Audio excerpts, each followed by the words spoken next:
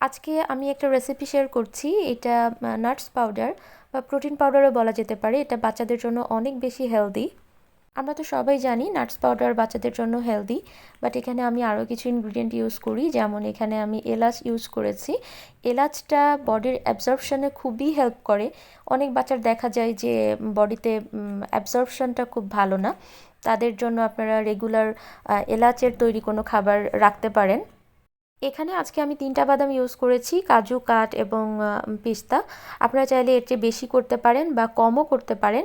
আপনার বাচ্চার ডাইজেশন সিস্টেমটা বুঝে আপনাকে এটা করতে হবে। আসলে বেশি বেশি করলেই যে অনেক বেনিফিটস পাওয়া যাবে তা না। এখানে আমি সামান্য একটু তিলও ইউজ করলাম। তিলটা আমি চুলার ফ্লেমটা একদম লো করে করেছি। এটাকে আমি রোস্ট করব না, অন্যান্য বাদামগুলো আমি রোস্ট করে নিলাম।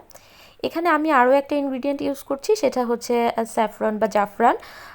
এটাও কিন্তু স্কিনের জন্য যেমন ভালো, এটারও কিন্তু অনেক বেশি হেলথ বেনিফিটস আছে। তবে এটা অবশ্যই আপনার বাচ্চার অ্যালার্জি আছে কিনা টেস্ট করতে হবে এবং খুব সামান্য পরিমাণে দিতে হবে। বেশি বেশি আসলে কোনো কিছুই ভালো না। দেন এগুলো রোস্ট করার পর ঠান্ডা করে আমি এটাকে ব্লেন্ড করে নিচ্ছি। এটাকে আমি পালস করে করে গ্রাইন্ড করেছি অ্যাকচুয়ালি।